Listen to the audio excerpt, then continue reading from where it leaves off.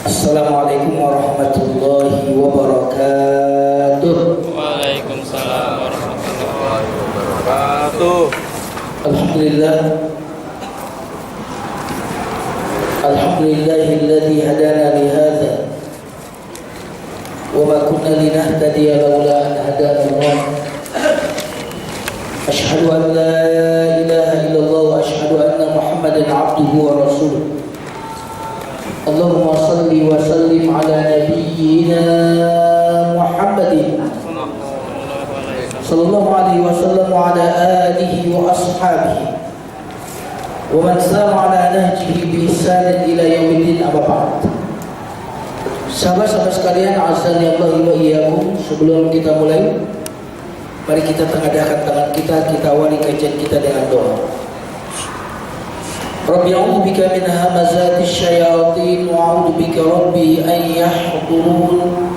Allahumma akhrijna min dhulumatil jahli wal wahmi ila anwaril ma'rifati wal 'ilmi wa akhrijna min wuhulish shahawati ila jannatil qurbat. Na'udzu bika min an nushrika bika syai'an na'lamuhu wa nastaghfiruka lima la na'lamu. Walhamdulillahi rabbil alamin. Mari kita baca basmalah. Bismillahirrahmanirrahim. Bisa kelihatan jelas ya? Jelas ya? Silakan yang belum tersenyum hari ini senyum dulu. Mumpung masih banyak nikmat. Hidup itu kadang-kadang kita salah fokus. Antum banyak nikmat, tapi ketika sakit gigi, fokusnya kemana? Antum yang lain oke semua, gaji oke, ya, keluarga oke, tapi sakit gigi, biasanya fokusnya kemana? Iya, sakit gigi, ya kan? Sakit gigi membuat semuanya menjadi tidak ada nilainya. Jadi kalau orang senyum, itu sebenarnya salah fokus, ya kan? Kalau orang bahagia itu berarti kita salah fokus. Kita fokus kepada sesuatu yang sedikit, sesuatu yang kecil. Tapi kalau kita fokus kepada nikmat, insya Allah kita akan seperti ini wajahnya ya.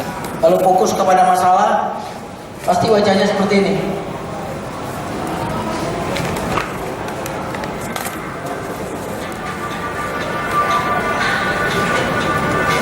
Nah, ini fokus kepada masalah. Kalau tadi fokus kepada sakit gigi ya begitu ya. Siap kita mulai? Sudah siap? Oke. Tema kita hari ini masih tentang tazkiyatun nufus, tema-tema yang berkaitan dengan pembersihan hati, pembersihan jiwa, yaitu tentang tawadhu. Apa arti tawadhu?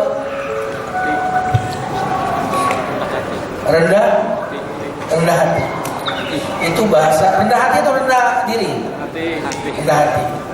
Itu ketika diterjemahkan ke bahasa Indonesia seperti itu. Tapi kita akan melihat keluar biasaan tawadhu.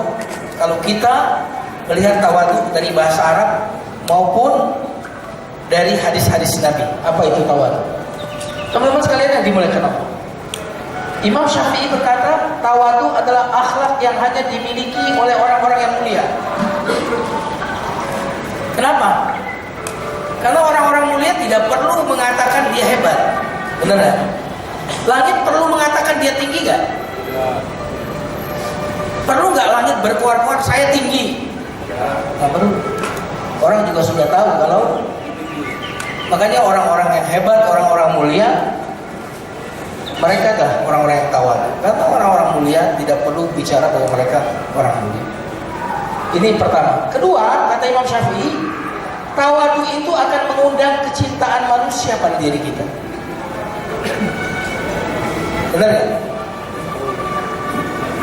Tawadhu akan membuat orang senang sama kita. Siapa yang di sini senang punya teman sombong? Angkat tangan. Gak ada yang suka. Kira-kira orang sombong kalau milih teman yang apa? Yang sombong juga. Orang sombong aja gak mau punya teman sombong. Subhanallah. Maka jika kita ingin meraih kecintaan Allah dan kecintaan manusia, Maka kuncinya di akhlak tawadhu itu. Teman-teman sekalian yang dimuliakan Allah Subhanahu wa taala.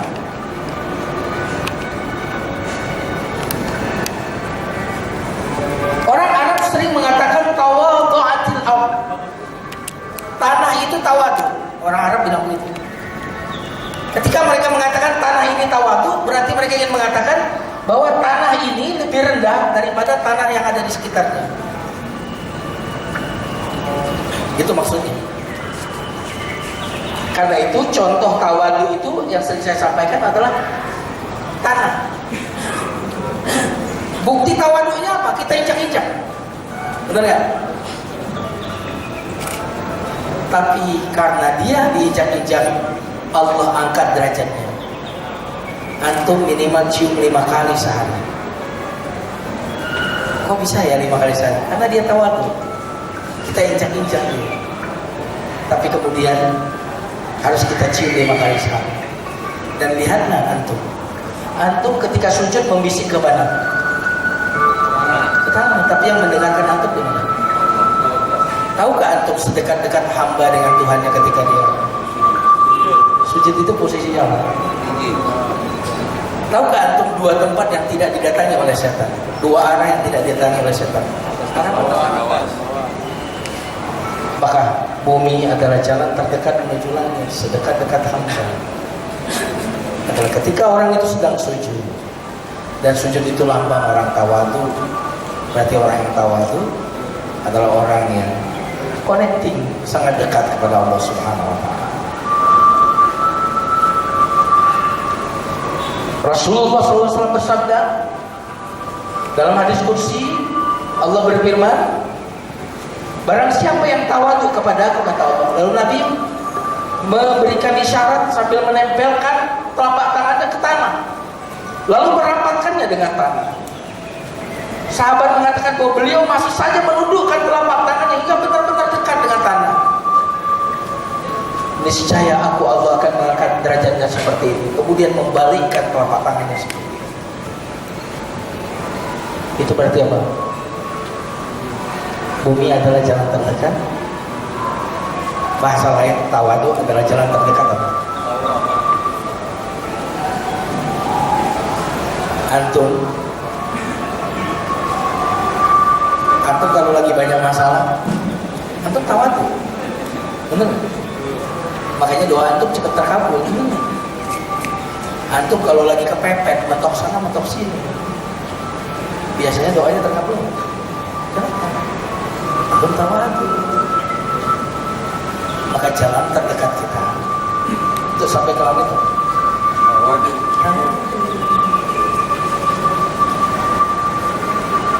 Anda perhatikan, adakah yang bisa tumbuh sebelum ditanam ke dalam tanah? Tidak ada yang bisa tumbuh sebelum ditanam ke dalam tanah. Tidak ada orang yang bisa tumbuh apapun kalau dia tidak tawadhu. Baik tumbuh ilmunya, tumbuh kesuksesannya, tumbuh hartanya, tidak bisa. Semua orang yang tidak tawadhu berhenti tumbuh. Oke, serius banget sih antum nih. Ya, mikir soalnya. Oke. Orang sombong tadi seneng nggak kalau punya teman sombong? Orang sombong? Berantem, Pak. Makanya cara menghadapi orang sombong ngapain? Sombongin lagi. Sombong kepada orang sombong, sedekah. Benar gak? Sombong kepada orang sombong adalah sedekah. Coba perhatikan antum. Cukuplah kesombongan itu tercela. Ketika orang sombong tidak suka dengan teman yang sombong.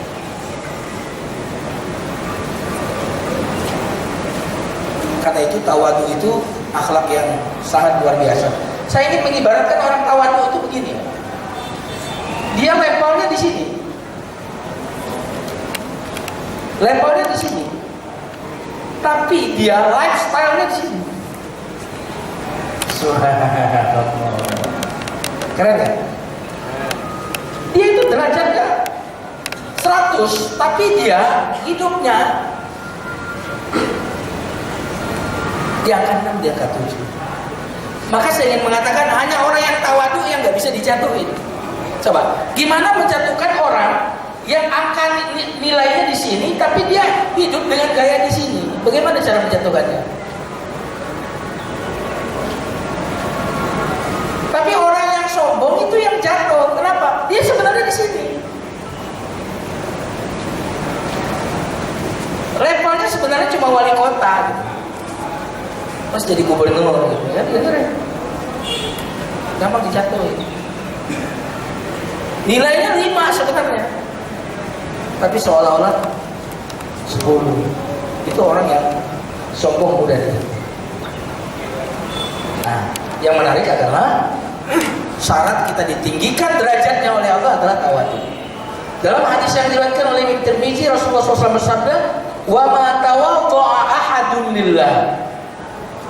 Tidaklah seseorang itu rendah hati karena Allah. Ingat loh, karena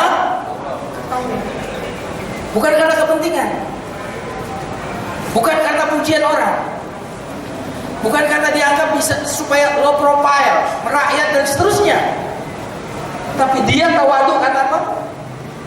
Karena Allah. Kecuali Allah akan angkat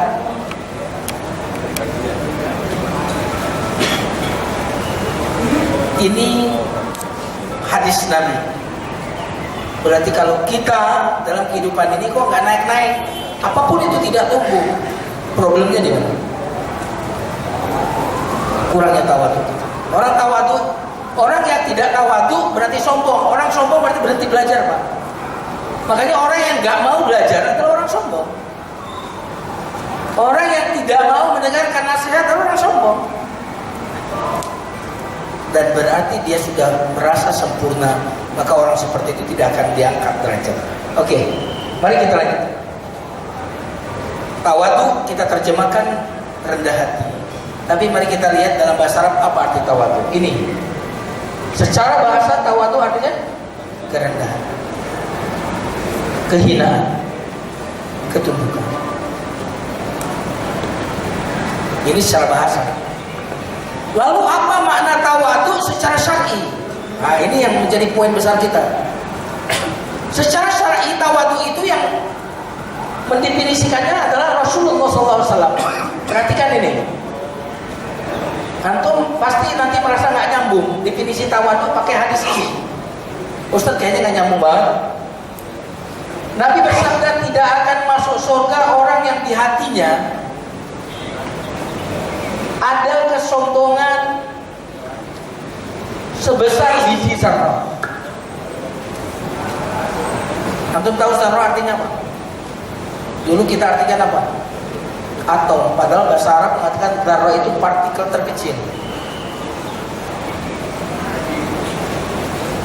Kalau atom masih bisa dipecah, masih bisa proton dan neutron. Tidak akan masuk surga orang yang di hatinya ada sebesar biji zarrah kesombongan. Kenapa kok sombong itu begitu hebatnya? Dosanya maksudnya begitu parahnya sampai gak bisa masuk surga. Karena seperti air susu asli antum campur dengan air, antum masih mau minum? Air susu asli 5 liter air susu murni antum campur dengan 1 liter air, masih mau minum? Kalau ada tamu masih bisa kita sediakan? Tamunya masih minum? Masih. Tapi kalau 5 liter susu murni campur dengan 1 sendok bensin, antum mau minum? Kenapa? Bertolak belakang. Maka kesombongan dengan iman itu tidak akan pernah berjumpa.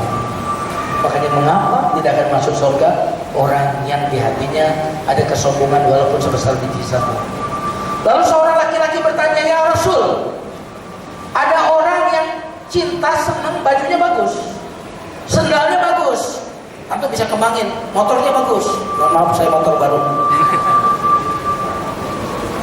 Mobilnya bagus, pakaiannya bagus, kira-kira gitu, antum kembangin. Apakah itu sombong? Lalu Rasulullah SAW bersabda, sesungguhnya Allah itu maha indah dan cinta kepada keindahan.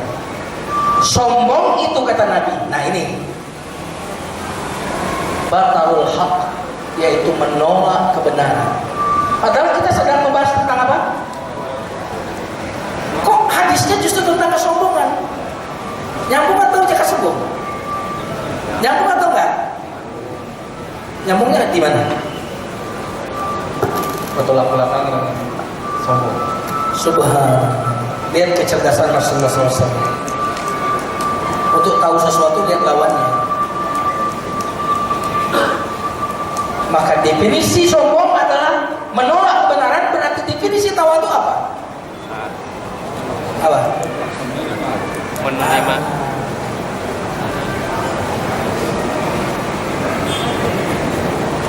Selama ini pasti antum ketika berbicara tentang rendah hati, antum ingatnya orang yang perilakunya kepada sesama manusia santun, betul nggak? Yang low profile, betul nggak? Yang ramah sama anak buah, kaya tetapi kepada fakir miskin sering menyapa, betul nggak? Tetapi di hadis ini ternyata tawadu definisi pertama bukan itu. Definisi tawadu, orang yang rendah hati adalah orang yang tunduk kepada kebenaran, menerima kebenaran itulah orang tawadu. Menerima apa yang dikatakan Quran, menerima apa yang dikatakan Rasul, itu orang tawadu.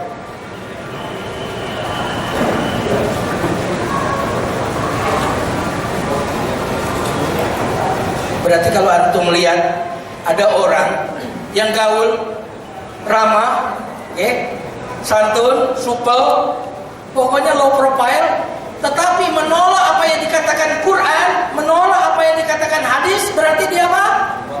Sombong.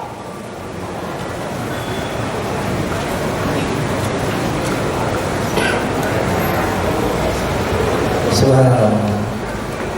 Makanya di dalam surah Al-Hujurat Allah Subhanahu wa taala berfirman ayat 1, "Ya ayyuhalladzina amanu la tuqaddimu baina yadayillahi wa rasulih." Wahai orang beriman, jangan duluin Allah dan Rasul. Apa tafsir jangan duluin Allah dan Rasul? Jangan kamu mendahulukan apa yang dikatakan Allah di dalam Quran. Kamu dulukan akal kamu daripada apa yang dikatakan oleh Rasul. Jangan kamu dulukan pendapatmu, kepentinganmu daripada kebenaran. Maka orang-orang yang menolak kebenaran, meskipun di dalam bermasyarakat, bermuamalah, santun, sering traktir, menyapa, dalam definisi hadis Nabi, orang itu sombong. Oke, nanti ada definisi kedua. Saya akan lanjutkan. Dari mana Ustaz? Selain dari hadis tadi, tawadu itu seperti itu. Mari kita perhatikan firman Allah di dalam surat Al-Baqarah ayat 34. Wa idh qulna lil malaikati isjudu li Adam fasajadu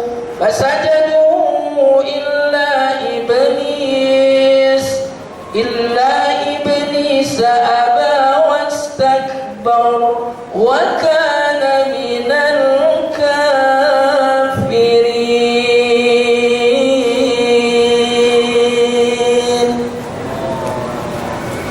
Coba aku perhatikan. Antum kenal iblis ya? Kenal kan? Kapan kenalannya? Iblis itu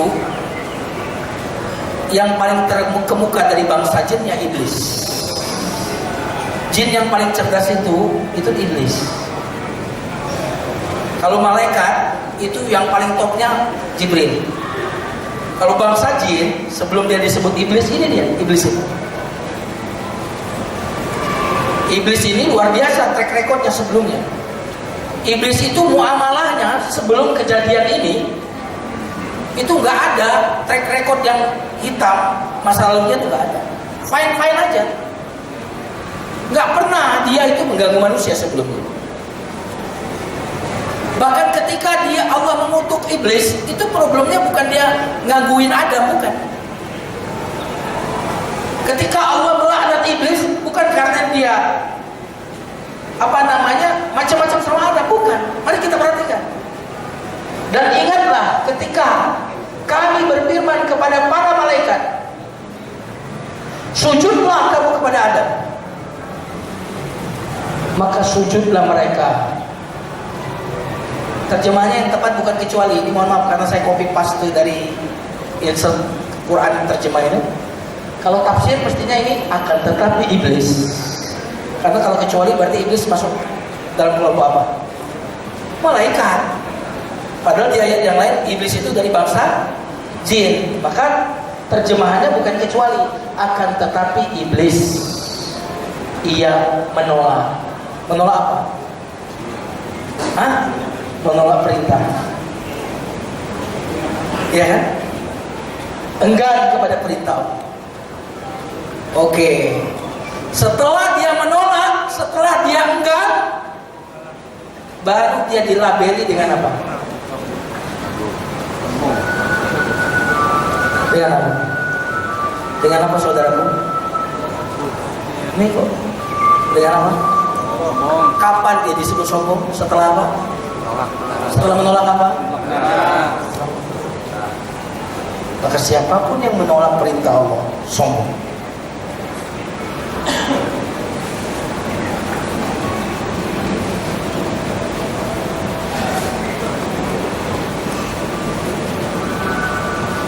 Tapi Ustaz, Nabi Adam kan juga melanggar Ustaz.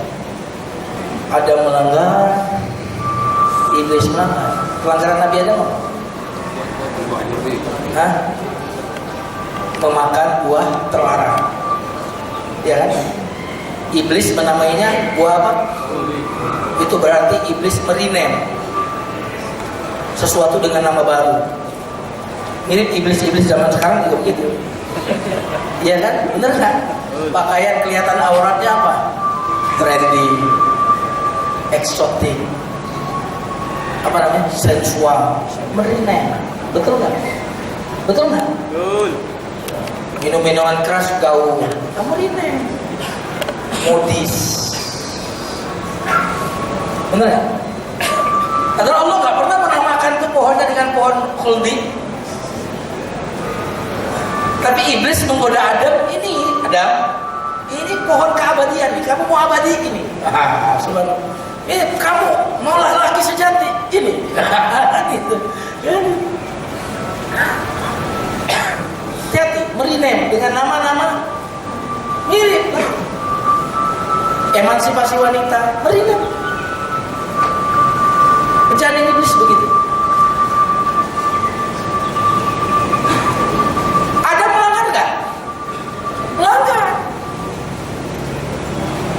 Orang deketin aja nggak boleh, ini bukan hanya deketin, makan. Melanggar kan? Tapi Adam disebut sombong nggak? Iblis? Apa bedanya? Adam ketika salah, dia mengakui kesalahan. Makanya ciri orang yang tawadhu, jika salah, ngaku. Jika diingatkan dia salah, ciri orang tawadhu.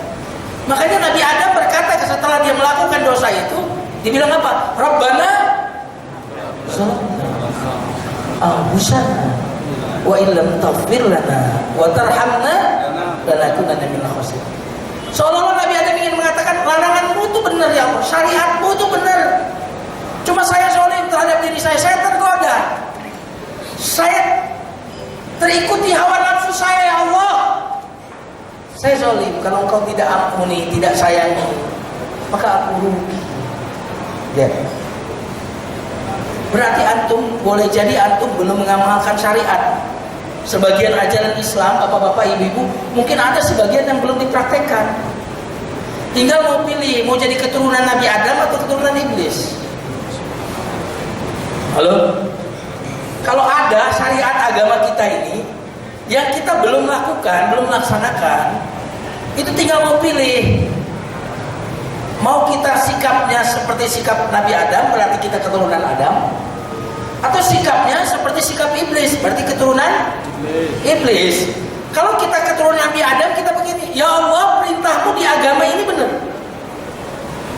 Cuma saya ini masih lemah dalam melakukannya.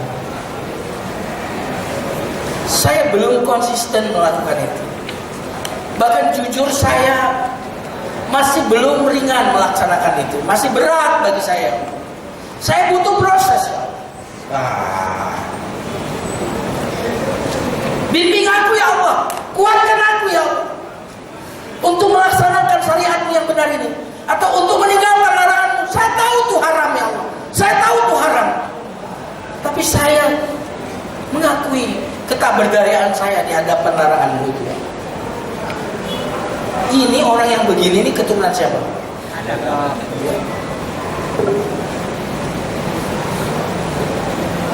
Tapi kalau ada perintah lalu dia berargumentasi, ngapain tutup aurat? Yang penting itu hatinya. Benar?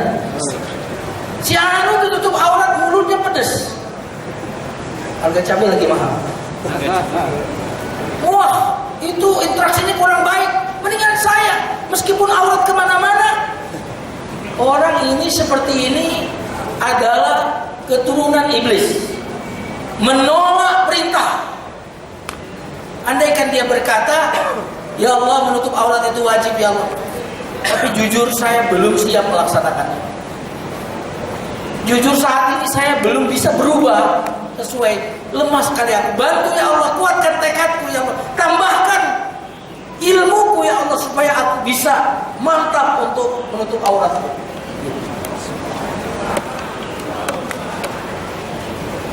Beda kan?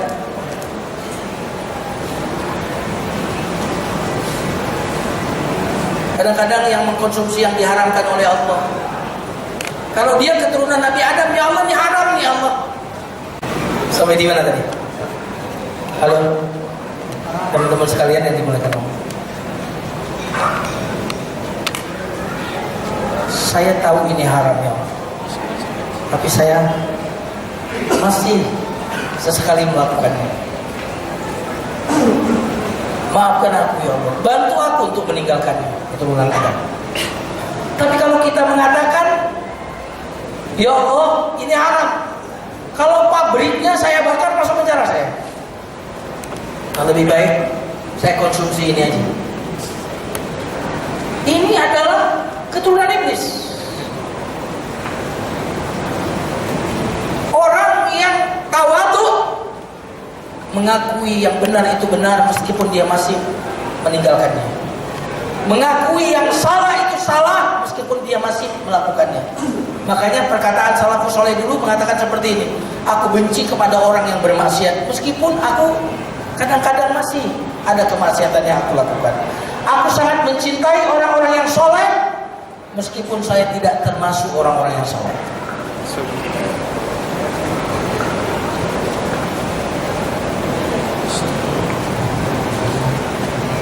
Dia minta masuk. Nah, sorry.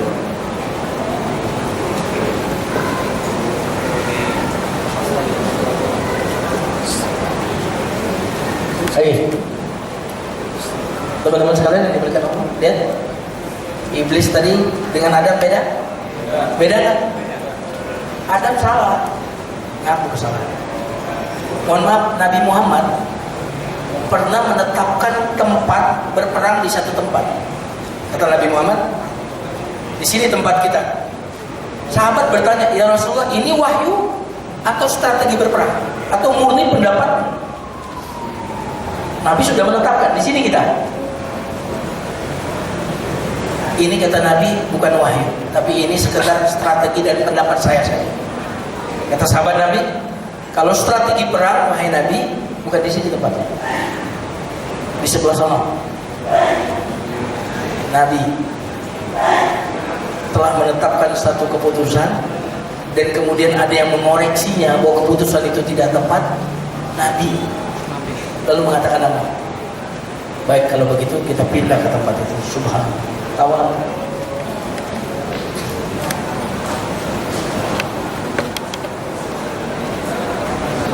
Mari kita lihat. Berarti kalau kita orang yang tawadhu, maka inilah syiar kita.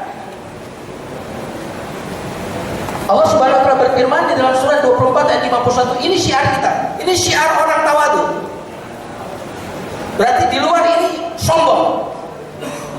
Sesungguhnya jawaban orang-orang yang beriman bila mereka dipanggil kepada Allah dan Rasulnya agar Rasul menghukumi di antara mereka, ialah ucapan sami'na wa ata'na. Berarti syiarnya orang tawadu apa? Sami'na. Syiarnya orang yang sombong apa? Sami'na wa asayna. Kami dengar lalu kami abaikan. Yang gak jelas tuh sami'na wa pikir-pikirna. Itu gak jelas, dia masuk ke kategori mana? Munafik. Sami'na wa ata'na Adam. Sami'na wa asayna iblis. Yang gak jelas ini. Sami'na wa pikir-pikirna. Teman-teman sekalian nanti mulai kamu. Berarti ketawaduan kita sangat diukur sejauh mana ketaatan kita, sejauh mana ketundukan kita kepada qala Allah, qala Rasul.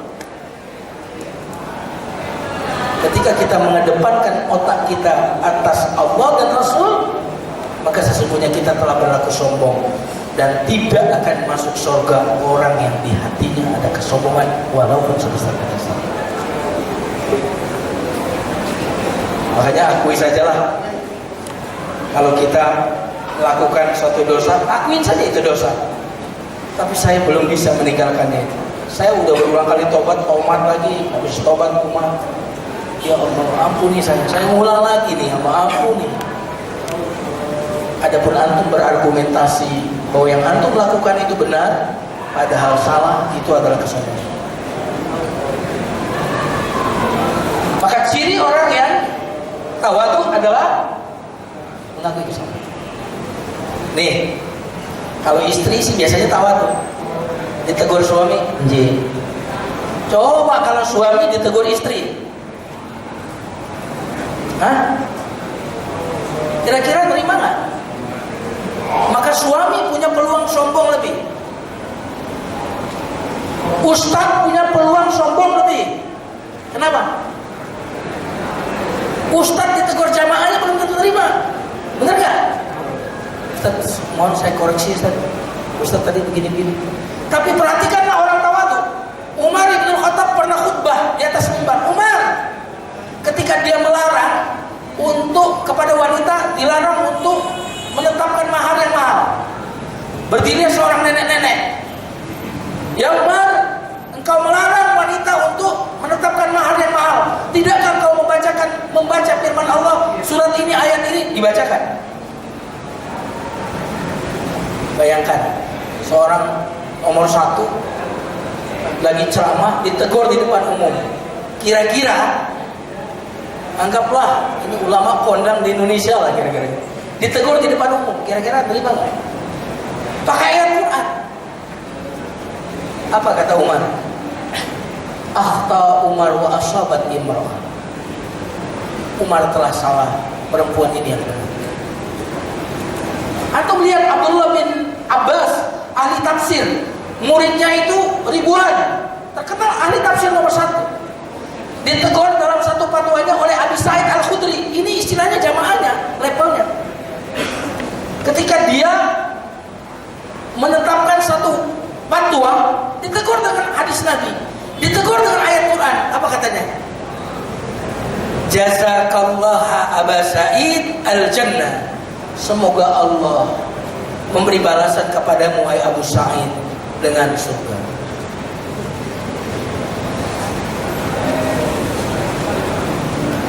Antum kalau dinasihati anak terima? Terima. Saya satu yang sering nasihati anak saya. Saya kalau makan agak bunyi. Namanya anak-anak kalau nasihatin suka di depan umum. Abi, makannya jangan ngecap dong.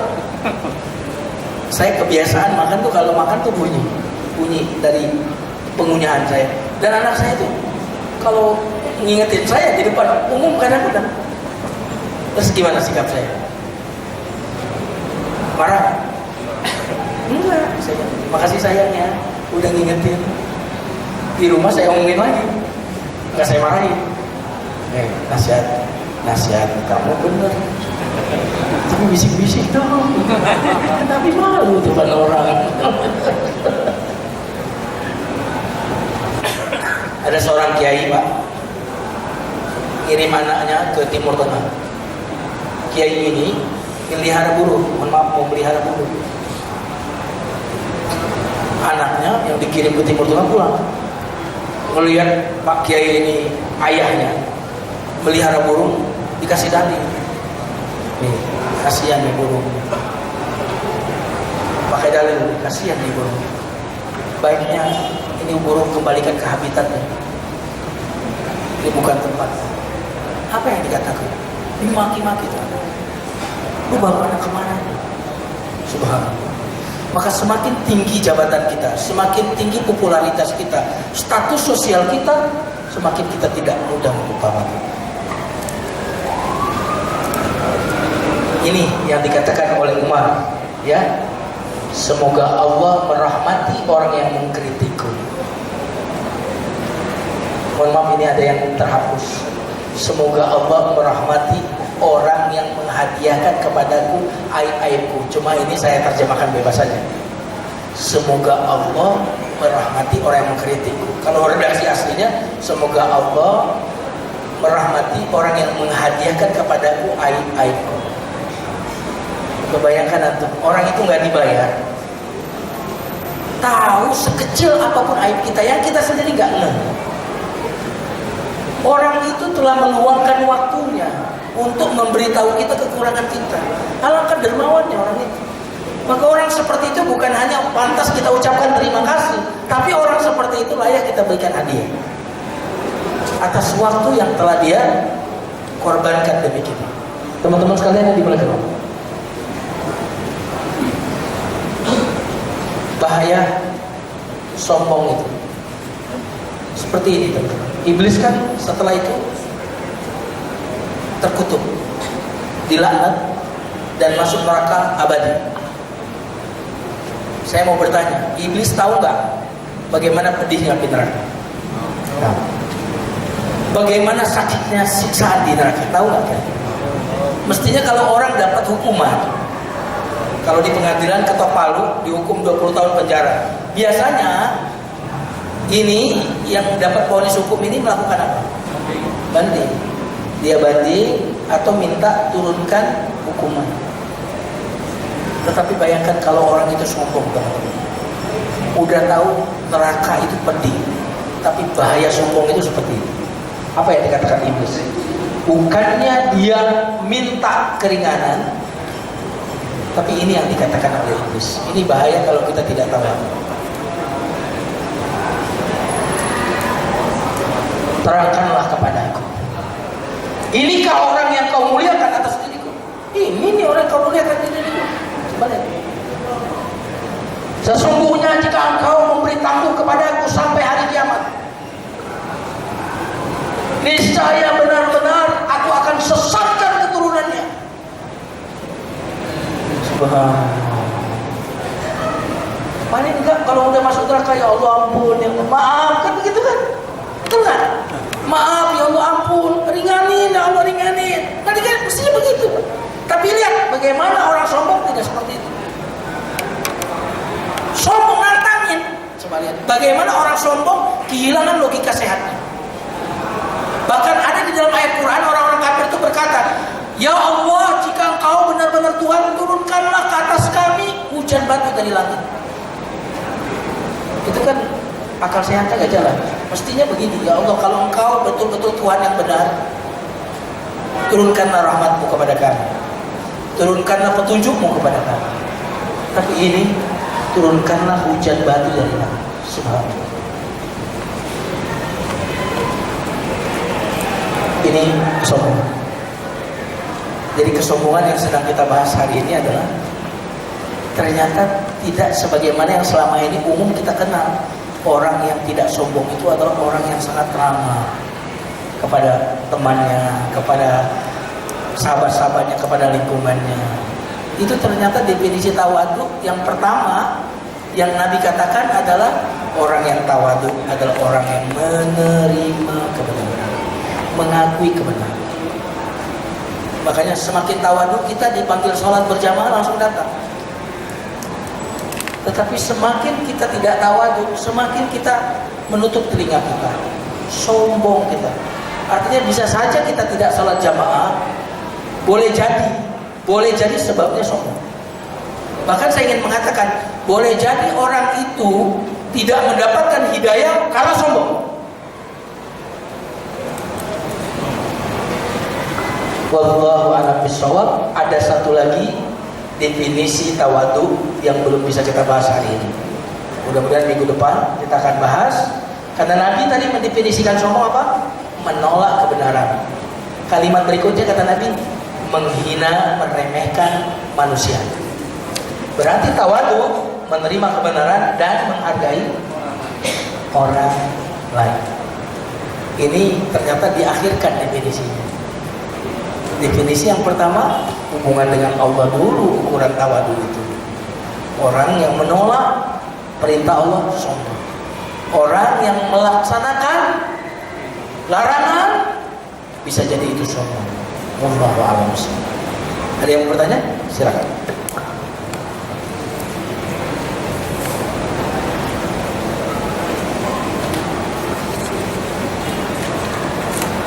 Ada nggak?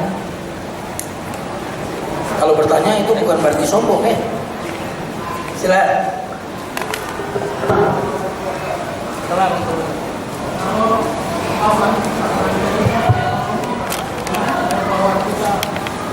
Maaf ya.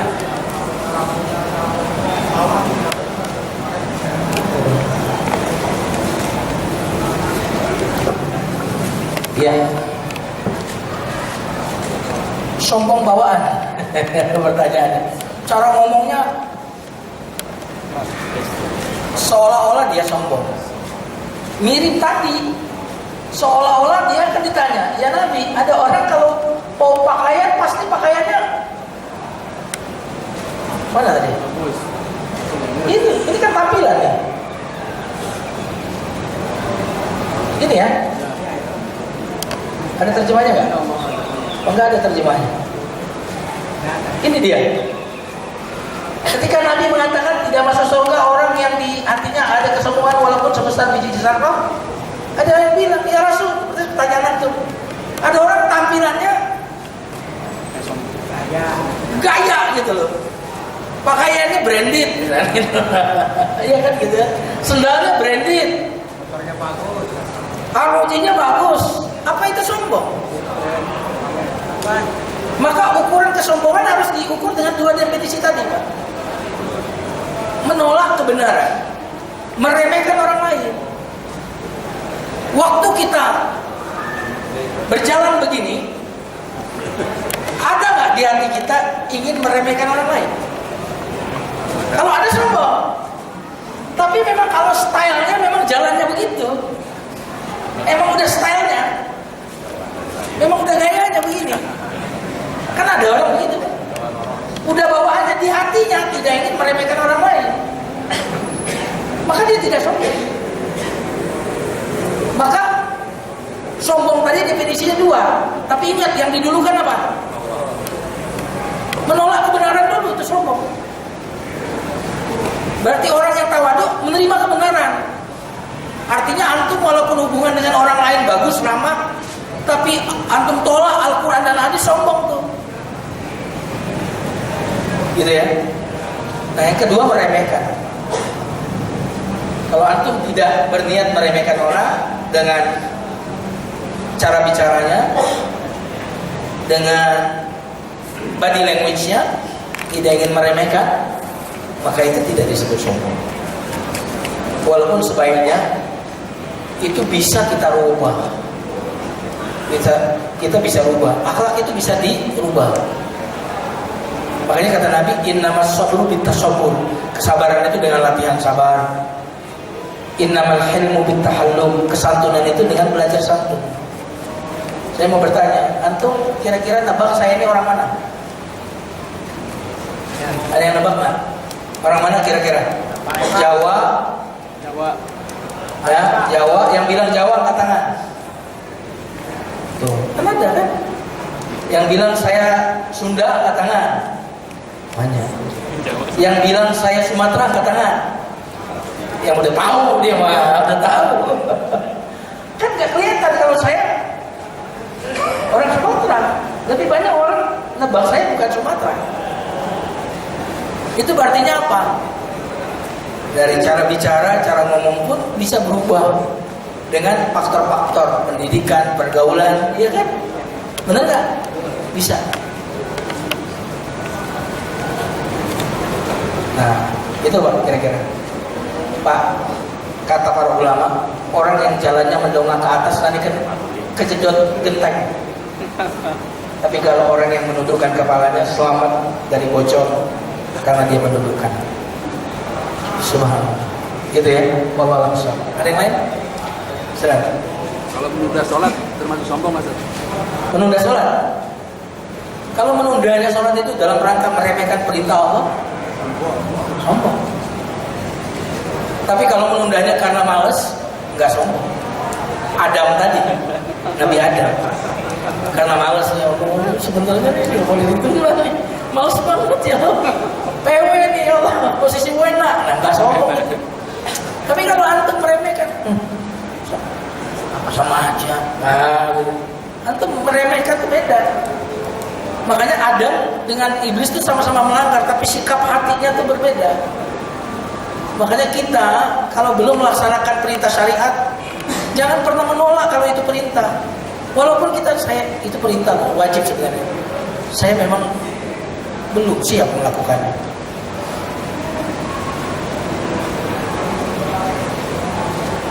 Saya belum siap. Tapi saya pengen seperti teman-teman melakukan itu. Pengen seperti yang lain menjalankan perintah agama. Tolong saya, bantu saya. Nah, orang itu tawadhu. Insyaallah ya.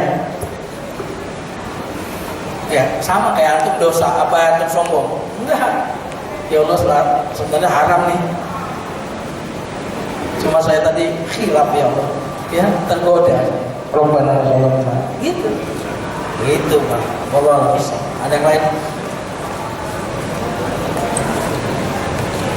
Nanti kita akan bahas pada pertemuan berikutnya pengertian tawadhu bagian yang kedua. Karena sombong itu ada dua definisinya. Menolak kebenaran dan meremehkan manusia. Berarti tawadhu kebalikannya ini ada dua pengertian. Tawadhu artinya mengakui, menerima, tunduk kepada kebenaran dan menghargai orang lain. Nah, menghargai orang lain sebagai definisi bagian kedua dari tawadhu akan kita bahas pada pertemuan kita yang akan datang insyaallah. Kalau nggak ada, mari kita tutup dengan istighfar. Astagfirullah. Subhanakallahumma wa bihamdika asyhadu an la ilaha illa anta astaghfiruka wa atubu ilaik. Alhamdulillahirabbil alamin. Wassalamualaikum warahmatullahi wabarakatuh.